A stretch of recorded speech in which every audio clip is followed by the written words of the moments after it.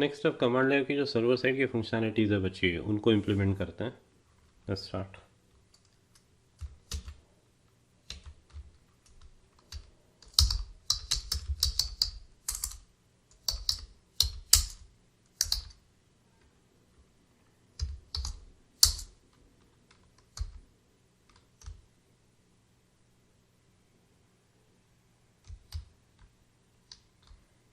ये सब फंक्शनैलिटीज़ लिखनी है, यहाँ तक का कोड हो चुका है।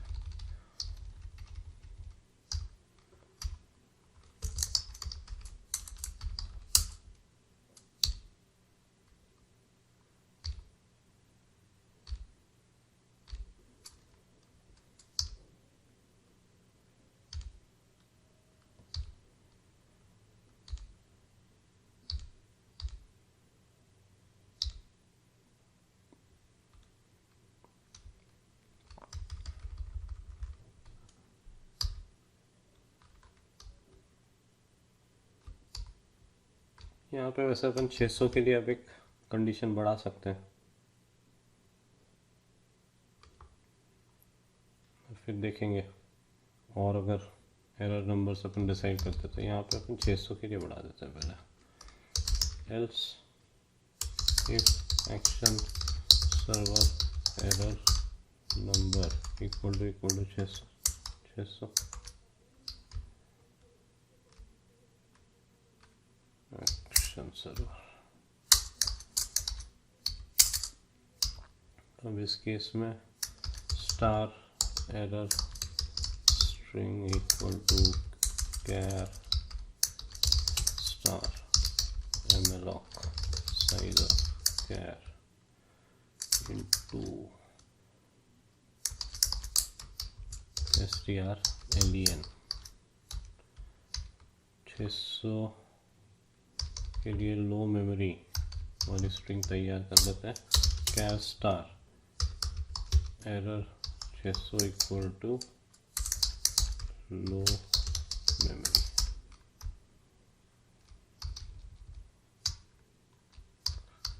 strlen error 600 +1।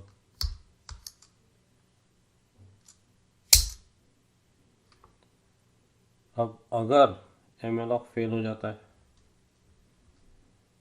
तो नल रिटर्न करें, कोई इशू नहीं है। एरर स्ट्रिंग जिसको पॉइंट कर रहा है उसको नल असाइन कर दिया जाता है। पर अगर स्टार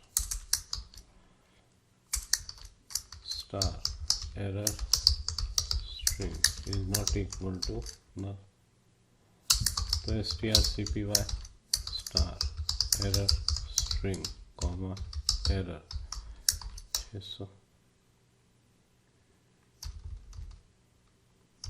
339 पे है अपन।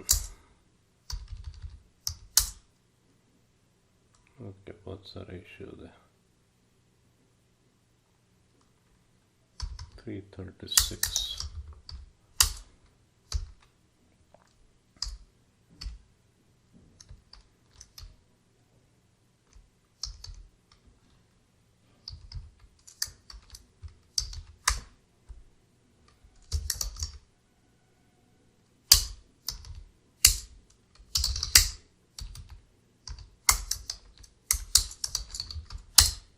तो ये अब बढ़ा लीजिए अपने एंड पे। ऊपर एरर 600 डिक्लेयर किया है और नीचे एक एल्स इफ बढ़ा दिया।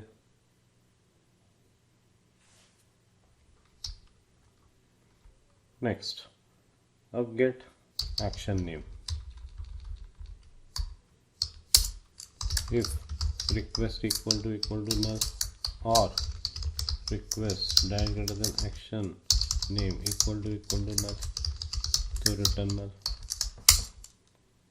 नहीं तो फिर char star action name equal to char star malloc size of char into strlen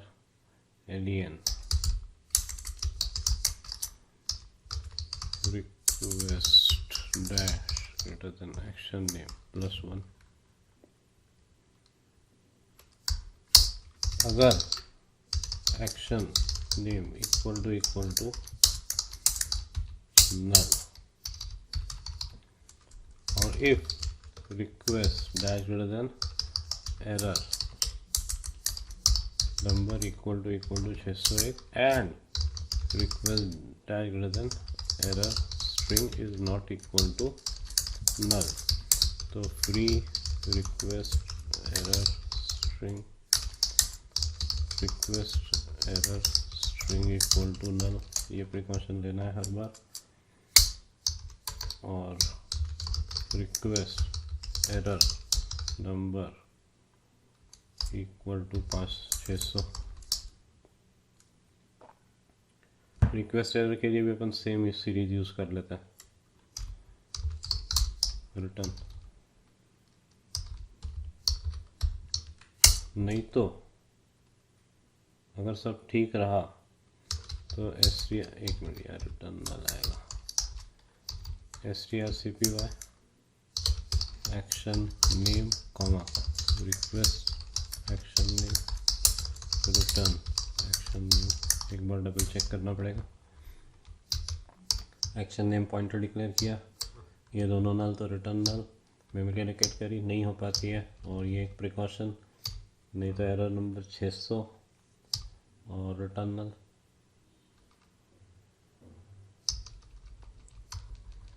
strcpy fine. Compile करते हैं। 359 है लाइन नंबर, गड़बड़। Has no member named as action 348। क्या किया है मैंने? ओके, यहाँ एक्शन नेम लिखना है।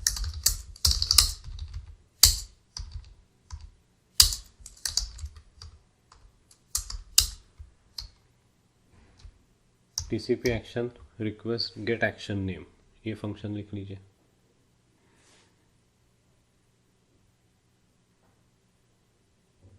Next up get local IP.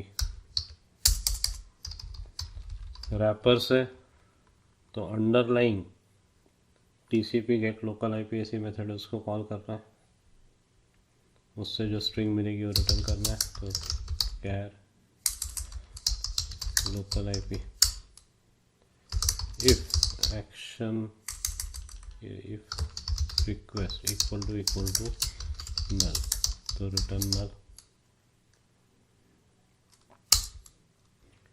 अगर ये नल नहीं है तो local IP equal to TCP client get local IP. Request के अगेंस्ट जो क्लाइंट है, फिर if TCP client field request के अगेंस्ट जो क्लाइंट है। अब ये अगर फेल हो गया है तो मतलब वो अंडरलाइंग जो लेयर है उसकी वजह से फेल हुआ है। तो सबसे पहले एक precaution, if request error number equal to 601 and request error string is not equal to null, तो free request error string request error string equal to null. बात आगे बढ़ी तो TCP client error request client comma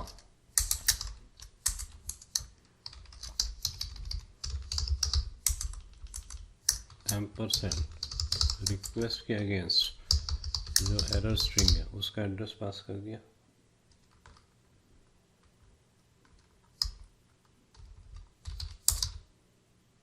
और चूंकि कोई local IP नहीं मिला तो रिटर्न नल। लोकल आईपी फेल, तो ये सब करके नल रिटर्न किया। नहीं तो फाइनली लोकल आईपी रिटर्न करना है।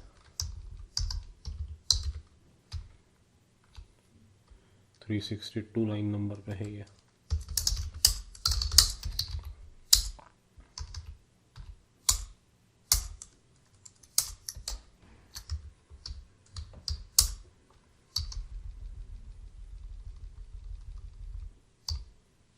लिख लीजिए।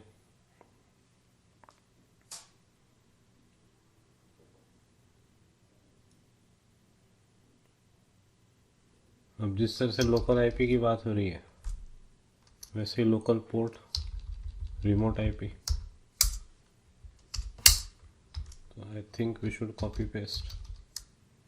ध्यान रखना पड़ेगा फिर कॉपी पेस्ट करके, but still.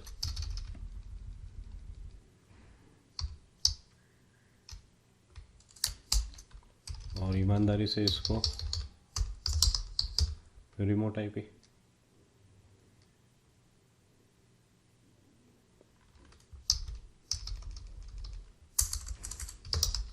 Remote IP, remote IP. अगर फेल हो गया तो यही सब कोड, यही सब कोड, यही सब code finally remote IP return करना है। 395।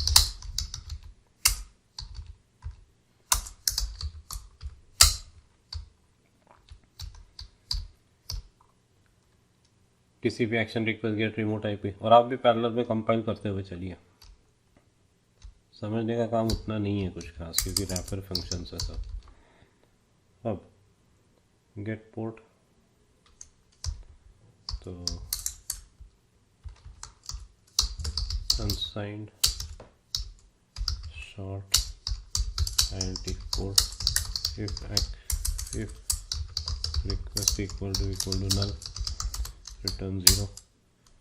नहीं तो port equal to TCP client get. इसका नाम लोकल पोर्ट भी रख सकते हैं, रखते हैं local port. Local port get TCP client get local port. Request client again अगर फेल होता है तो यही कोड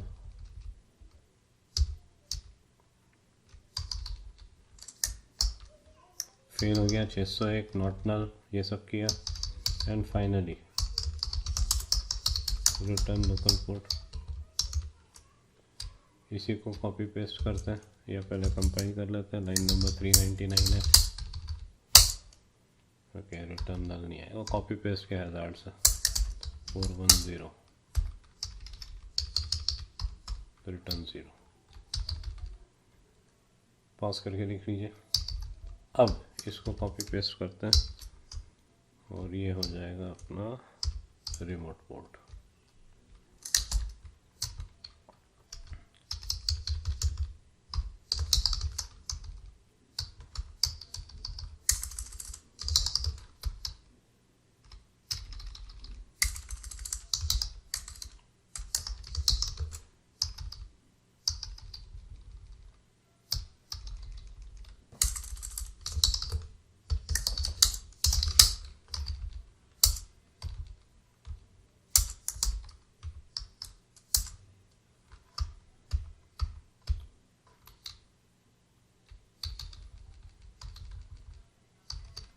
गेट लोकल पोर्ट का कोड हो गया। अब आप गेट रिमोट पोर्ट का कोड लिख लीजिए। Next TCP action name, sorry TCP action request name exist. अब इस पर तो हमको लिटरली एक कॉल फॉरवर्ड करना है, सिंपल। और वहाँ से जो जवाब मिलेगा तो वो कॉल फॉरवर्ड किसके भरोसे करना है। हमारे पास एलिमेंट्स है, उस पर आइटरेट करेंगे। एलिमेंट्स काउंट भी है स्ट्रीम के अगेंस्ट, तो जितने एलिमेंट्स है उसमें हर एलिमेंट में नाम ढूंढना है। Let's start. पहले कुछ precaution. If request equal to null और नेम इक्वल टू नल और star name equal to null और request elements equal to null return 0। अच्छा, एलिमेंट्स इक्वल टू नल पे भी 0 रिटर्न किया, या करेक्ट, ठीक है।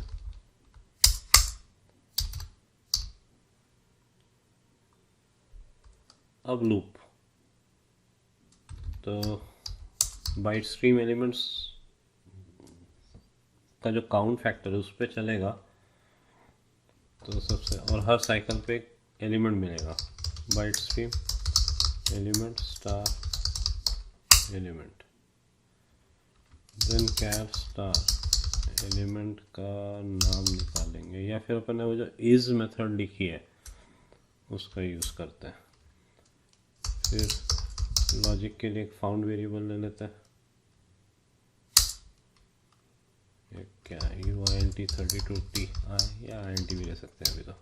अब found equal to 0 for I equal to 0, I less then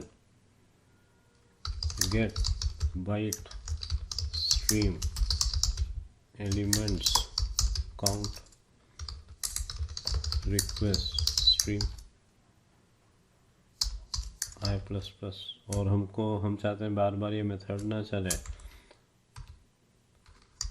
तो UINT32T elements count equal to get byte stream elements count, जो मेथड हमने बढ़ाई थी, request stream I less than elements count I plus plus. अब हर cycle पे एक element मिलेगा, element equal to get byte stream element, request के अंदर से एलिमेंट्स देना है और इंडेक्स पास करना है।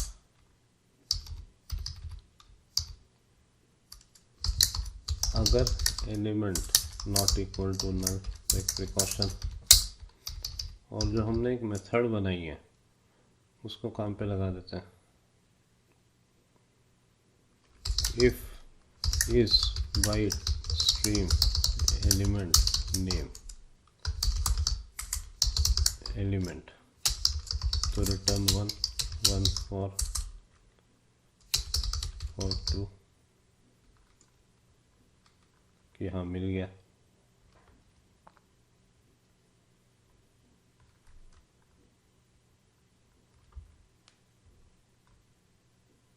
हमने एक एलिमेंट एक्सट्रैक्ट किया है, तो थोड़ा सा कोड देखना पड़ेगा, कुछ मेमोरी वगैरह तो एलोकेट नहीं हुई है।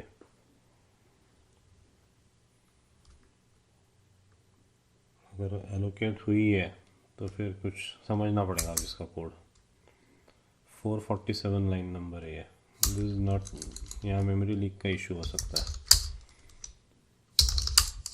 vim.front/cl common src cl encoder.c get byte stream element,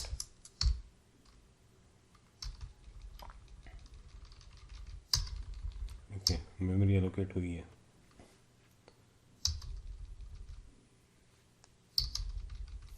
ध्यान रखना पड़ेगा। एक और फंक्शन है, वो मेरे को चेक करना है, मेरे मन में एक डाउट आया है, गेट बाइट स्ट्रीम एलिमेंट्स, यहाँ इसको थोड़ा सा एक बार पढ़ लेते हैं। स्ट्रीम नल है तो नल रिटर्न किया भाई, ठीक है। malloc size of byte stream elements, null तो नल रिटर्न किया।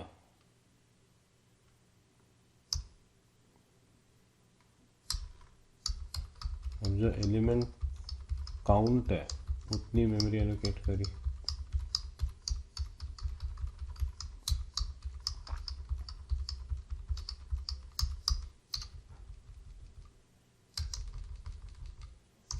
फ्री एलिमेंट्स नल रिटर्न किया।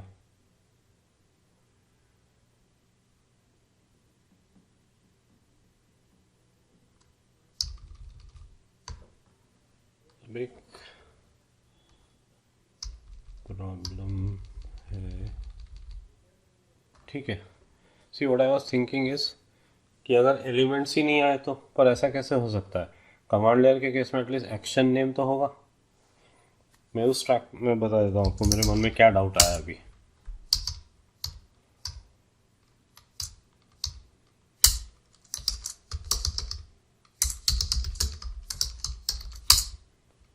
मेरे मन में जो डाउट आया है वो एक पुराने कोड से रिलेटेड है जो प्रीवियस सेशन लिखा था।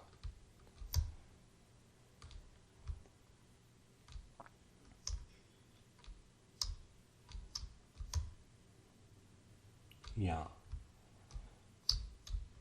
TCP action request get string action name छोड़ो, ये गेट, यहाँ पे मेरे को एक डाउट आया था, मतलब इससे रिलेटेड डाउट मन में था कि अगर एलिमेंट्स की वैल्यू ना ले तो हमने सब फ्री कर के रिटर्न किया, तो ऐसा भी तो हो सकता है कि सामने वाला रिक्वेस्ट में कुछ भेज ही नहीं रहा है, पर ऐसा पॉसिबल नहीं है क्योंकि एटलीस्ट एक्शन नेम तो आएगा, फिर सामने वाले को एक्शन नेम तो देना ही पड़ेगा। एक्शन नेम नहीं है तो बात खत्म। तो that is not going to happen कि एक भी एलिमेंट नहीं है। हाँ मतलब कमांड लेयर यूजर के पॉइंट ऑफ व्यू से वो डेटा नहीं भेज रहा है वो ठीक है, पर इंटरनली एक्शन नेम तो सेट किया ही जाएगा।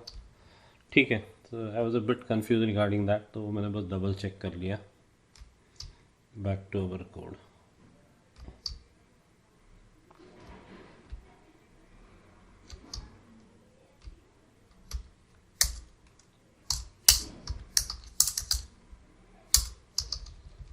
यहाँ कंपेयर किया, अगर मैच करता है तो फाउंड को 1 असाइन करते हैं और ब्रेक करा देते हैं।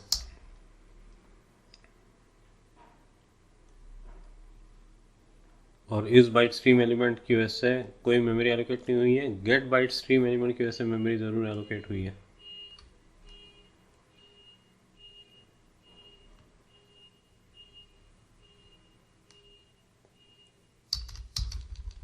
तो इसे कमेंटिंग करनी पड़ेगी। ये वो फॉर लूप एंड्स, ये if element not equal to null, ये एंड हो रहा है। तो अगर मिल गया तो ब्रेक,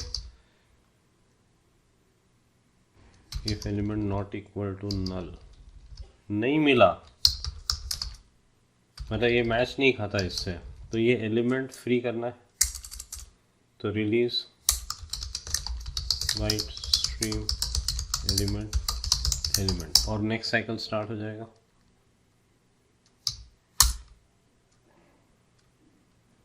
फिर से चेक करते हैं, और ये सारा डबल चेक करने का झगड़ा इसलिए क्योंकि बराबर में मेमोरी रिलीज करना है। तो एलिमेंट्स काउंट पे चला है, एक एलिमेंट एक्सट्रैक्ट किया, नल अगर नहीं है तो चेक किया भैया नाम से मैच करता है क्या, तो यहाँ नाम तो मैंने पास किया ही नहीं है, हाँ नाम से मैच करता है क्या, मिल गया तो फाउंड की वैल्यू 1 और यहाँ पे भी रिलीज वाइट स्ट्रीम एलिमेंट और ब्रेक करवा दिया।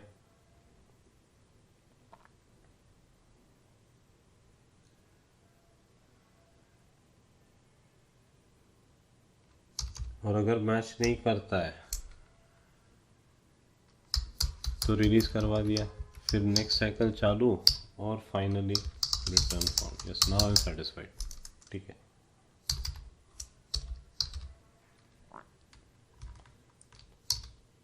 तो स्टोरी सिंपल, एलिमेंट एक्सट्रैक्ट किया, वो अगर नल है तो फिर रिलीज करने की भी ज़रूरत नहीं है। तो ये इफ यहाँ शुरू हुआ है नीचे ख़त्म हुआ है, अगर वो नल नहीं है तो कंपेयर किया, ब्रेक किया लूप, पर ब्रेक करने से पहले उसको रिलीज़ किया, ब्रेक नहीं कर रहा है तो मतलब वो ये वाला नाम जो है उससे मैच नहीं करता, तब भी रिलीज़ तो करना है। लूप ख़त्म होने के बाद फाउंड की वैल्यू रिटर्न करी, fine.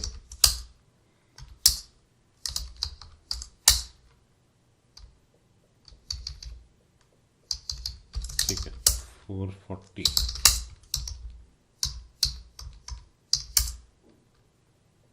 Star name equal to /0 आएगा, 439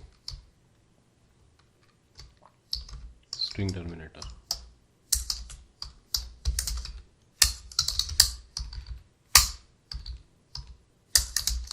440 पॉज करके लिख लीजिए। अगेन आई का पॉज करके लिख लीजिए। अब ये मेथड्स गेट स्ट्रिंग और ये सब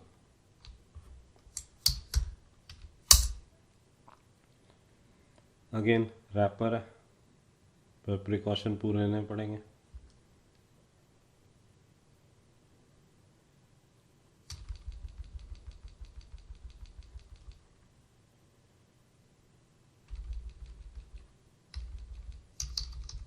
नेम एग्जिस्ट मेथड हो गई।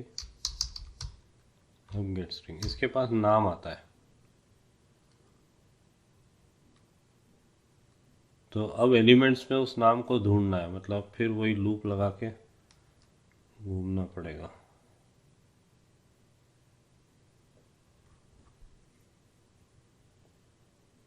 और उस एलिमेंट में से स्ट्रिंग निकाल के रिटर्न करना है।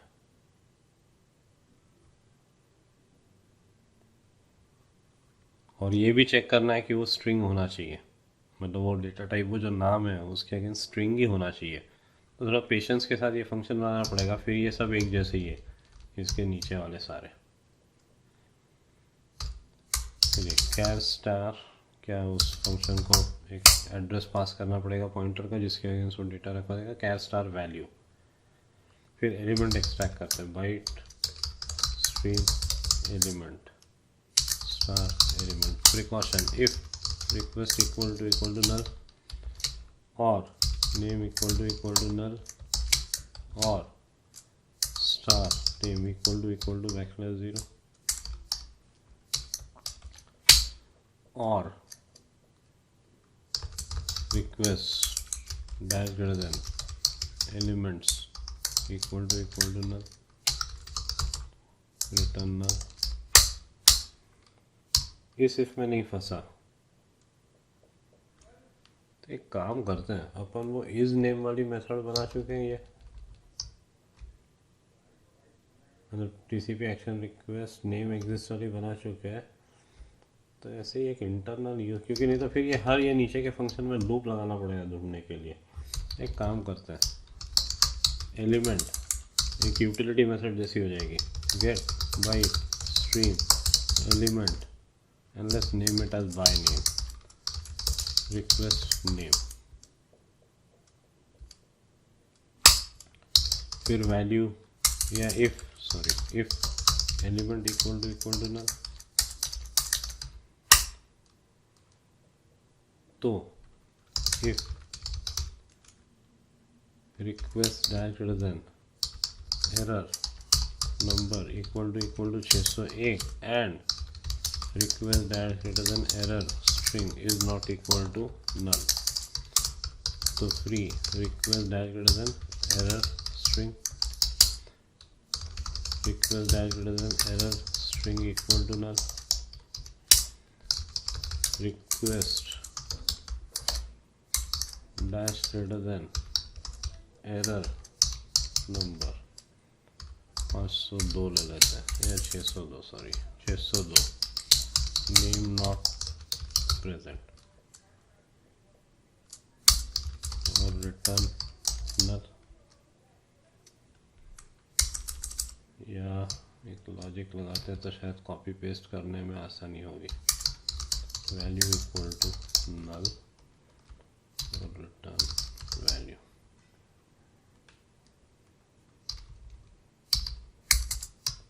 क्या किया चेक करते हैं, ये नल तो सब छोड़ दिया। Get byte stream element by name,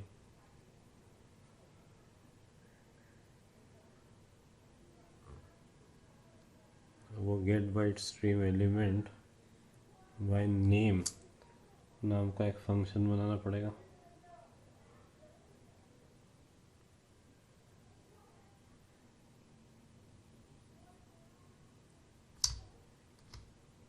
इसका नाम क्या दे, TCP request get string get byte stream element by name नाम दे कि कुछ और दे।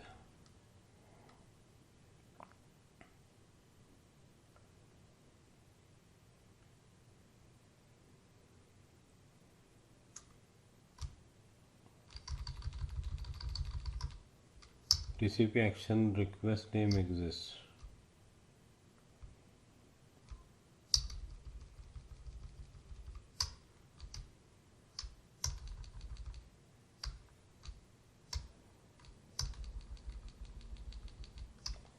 ये नाम थोड़ा सा CL एनकोडर वाली लेयर जैसा लग रहा है, इसलिए थोड़ा सा डाउट रेज कर रहा हूँ खुद के साथ कि इसको नाम क्या दे। लेट्स मेक इट TCP,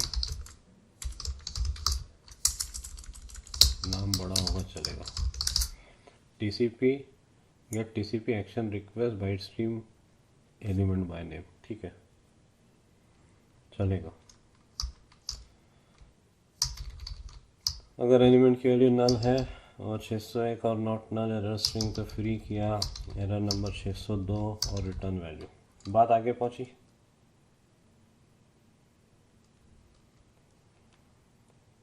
अब अगर बात आगे पहुंची है तो हमें फिर ये चेक करना है कि उसका टाइप स्ट्रिंग है कि नहीं। तो उसके लिए TCP is byte stream element, वो नाम हमने ऐसे दे रखे हैं कि इजीली रिमेम्बरेबल है, स्ट्रिंग एलिमेंट। तो ये इफ नॉट, तो अगर ऐसा है तो फिर से पूरा ये एरर वाला पार्ट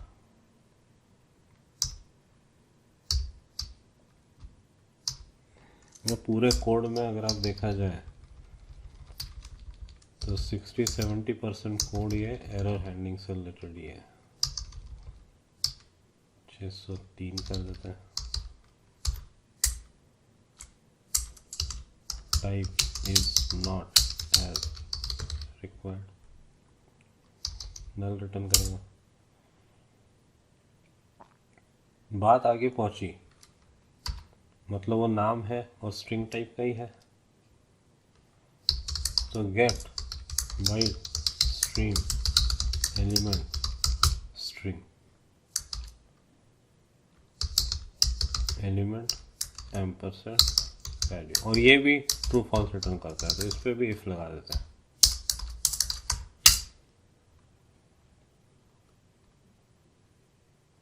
अगर मिल गया तो रिटर्न कर देते हैं वैल्यू, नहीं एक्सट्रैक्ट कर पाया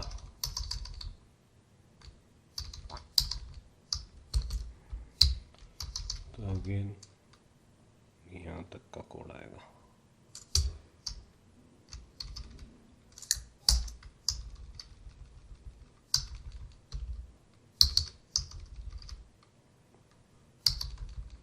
और यहाँ बात नहीं पहुँचेगी तो फिर भी रिटर्न डालो, क्योंकि कंट्रोल या तो इफ में जाए, नहीं ये क्या कर रहा हूँ मैं। हाँ ठीक है, एल्स पे गया, यहाँ रिटर्न नल की ज़रूरत नहीं है।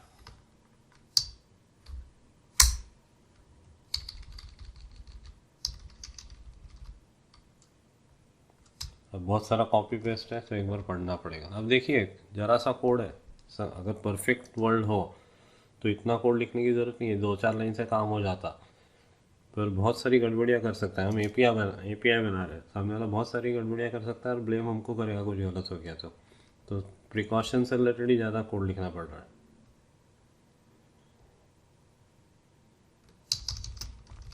एलिमेंट नल, तो ये किया ठीक है, स्ट्रिंग नहीं है तो ये किया 603, type is not as required, extract किया, एक्सट्रैक्ट नहीं हो पाया तो भी नहीं, यहाँ 603 नहीं, एक्सट्रैक्ट क्यों नहीं हो पाएगा, तो एक्सट्रैक्ट मेमोरी एलोकेट नहीं हो पाई इसलिए नहीं हो पाएगा, लो मेमोरी की वजह से, तो दिस हैज़ टू बी 600, अभी गड़बड़ हो जाती। ये जो फाइनल एक्सट्रैक्शन है वो क्यों नहीं हो पा रहा है, क्योंकि मेमोरी एलोकेट नहीं हो पाई, सोल रीज़न। अब ये हो पाने के लिए कौन सा फंक्शन लिखना है, गेट TCP एक्शन रिक्वेस्ट, और ये एक इंटरनल मेथड है, internal utility method hence prototype not added to header file। कौन सी method? byte stream element star get tcp action request byte stream element by name tcp action request star request comma const char star name। इसका काम है एक bite stream element return करना, किसके हिसाब से? ढूंढ के, नाम के हिसाब से ढूंढ के।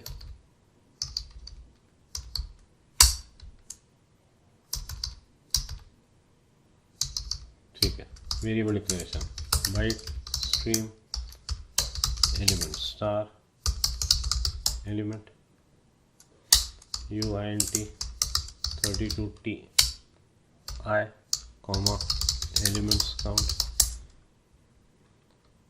if request equal to null or name equal to null or star name equal to \0 or request elements equal to null तो return null।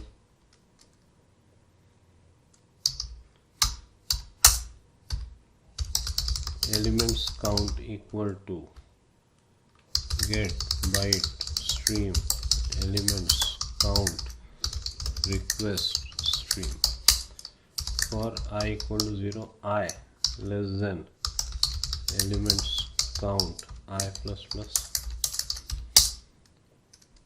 चेक क्या करना है?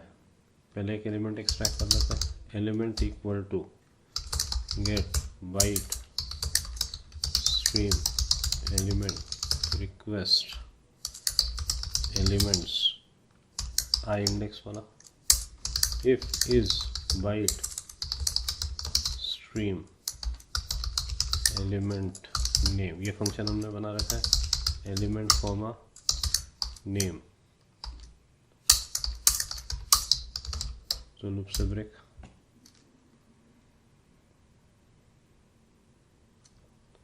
नहीं तो release byte stream element next वाले पे जाएगा।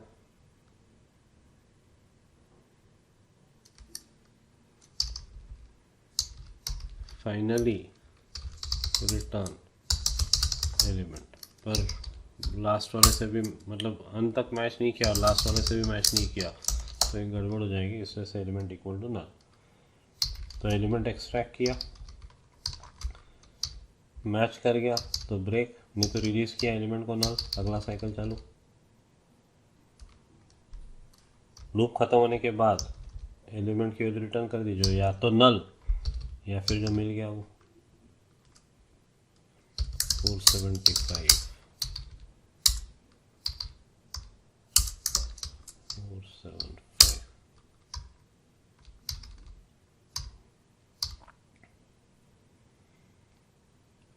पॉज करके लिख लीजिए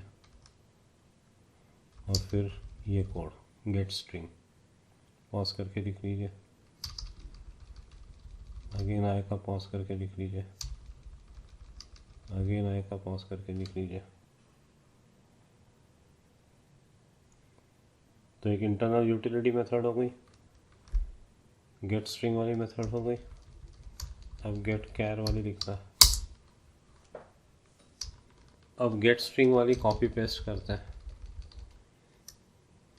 लगभग वैसा ही कोड आएगा पर कुछ माइनर चेंजेस करने पड़ेंगे और वो ध्यान से करने पड़ेंगे।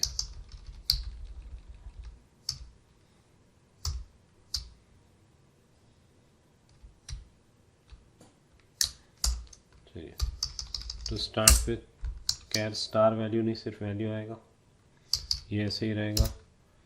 रिटर्न नल की जगह रिटर्न कैर 0, मतलब 0 भी रिटर्न कर सकते हैं सीधे, बट क्लैरिटी के लिए टाइप कास्टिंग कर दी।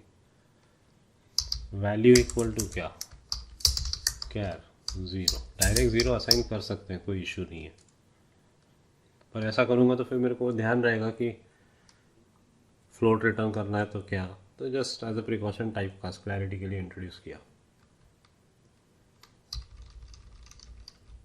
602 name not present, return value तो 0 रिटर्न कर देगा।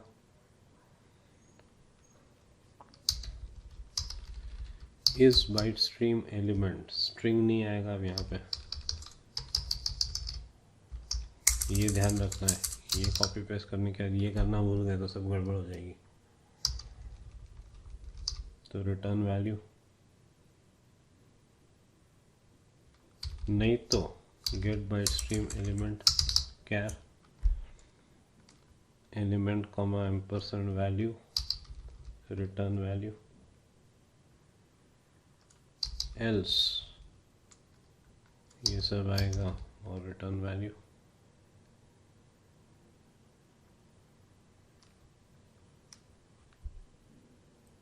अगर आपको यहाँ पे एल्स में से वैल्यू रिटर्न नहीं करना है तो कैर 0 और फिर ऊपर भी यहाँ पे मतलब वो जो फंक्शन है उसको वैल्यू का एड्रेस पास करने के बाद अगर अपने को भरोसा नहीं है कि वो पता नहीं क्या असाइन कर रहा होगा तो यहाँ भी हम एल्स में जाता है तो नल रिटर्न कर सकते हैं। तो ये चेंज कर लो, आप जो लिख चुके हैं उसमें रिटर्न नल कर दो। मैं ये अप्रोच अपनाऊंगा। ये गेट कैर वाली मेथड 545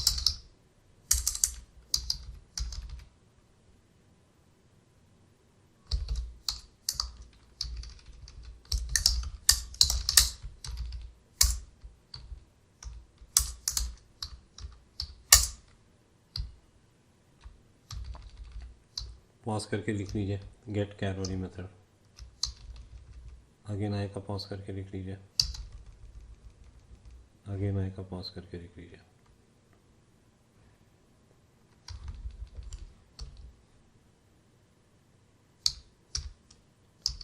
अब ये get INT 8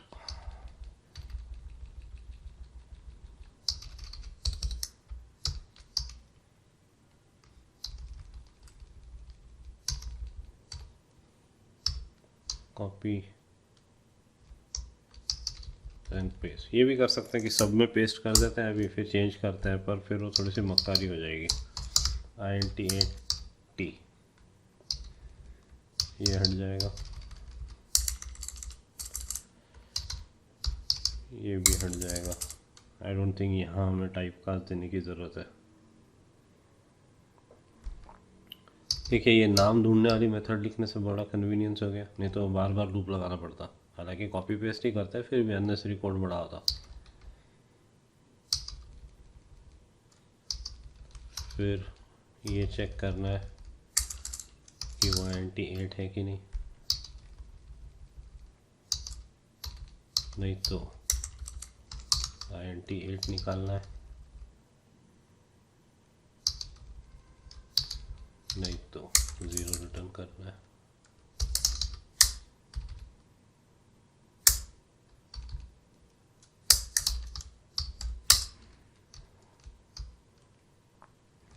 you don't write, सब बना लेता हूँ फिर इकट्ठा लिखिएगा। इनफैक्ट लिखता क्या आपको भी यही काम करना है, देखा जाए तो कॉपी पेस्ट वाला एक्ट परफॉर्म करना है। वाई बस मैं एक बार डबल चेक कर लेता हूँ। बाय नेम, फिर ये चेक किया कि वो INT 8 है कि नहीं, फिर INT 8 निकाला।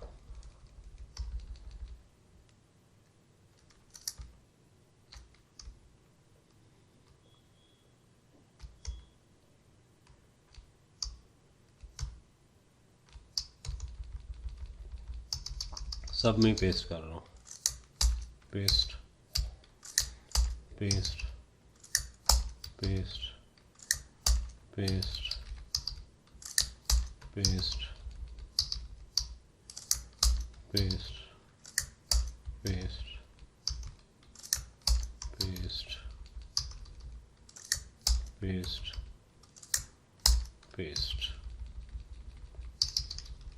अब ये INT 16 रिटर्न 0 ही रहेगा। यहाँ चेक किया क्या एंटी 16 है कि नहीं।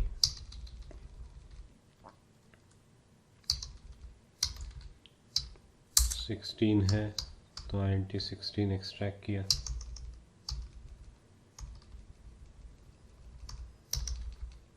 ठीक है। 32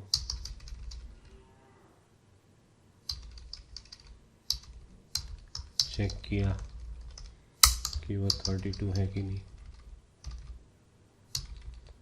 और यहाँ 32 एक्सट्रैक्ट किया,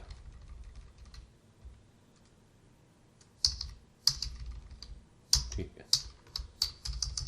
64 सोच के देखिए, अपना वो जो बाइट्स CL एनकोडर बनाया, वो लाइब्रेरी बनाने की वजह से कोड बहुत छोटा हो गया। फिर से रिपीट करो, देखा जाए तो वो एक प्रोजेक्ट बनाने के चक्कर में अपन 3 प्रोजेक्ट बना रहे हैं।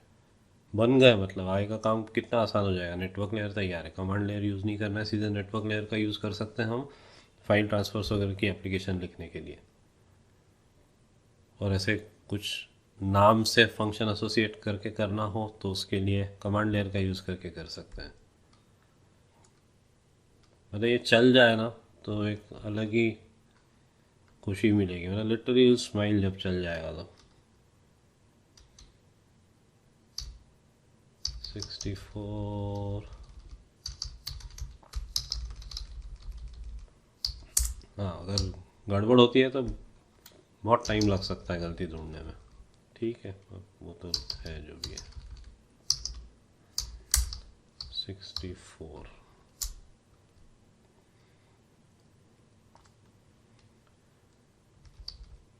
तो ये चेक किया 64 है कि नहीं है, तो ऐसा किया, काम खत्म।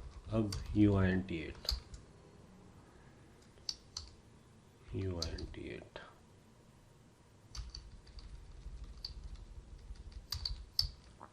ये चेक करना है कि वो UINT8 है कि नहीं। अगर UINT8 है तो UINT8 निकालना है, हो गया।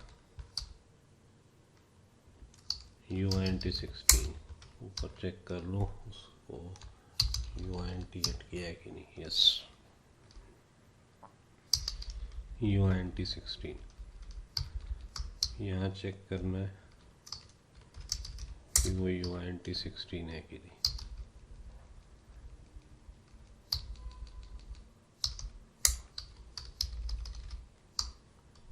तो UINT भी केयरफुल हो रही है, वरना वो गलती से U छूट सकता है। फिर UINT32 ये चेक करना है कि वो UINT32 है कि नहीं। तो एक्सट्रैक्ट करना है UINT32,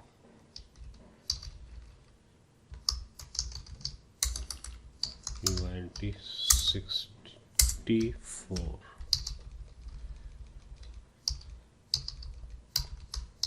UINT64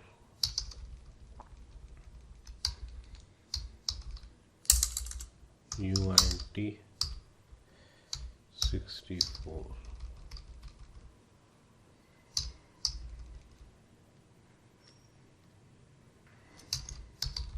float 0.0f 0.0f ये चेक करना है फ्लोट है कि नहीं। फ्लोट अगर है तो फ्लोट एक्सट्रैक्ट करना है,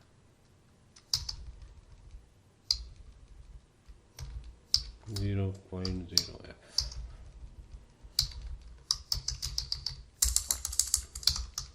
डबल 0.0 ये चेक करना है डबल है कि नहीं। डबल है तो डबल एक्सट्रैक्ट करना है,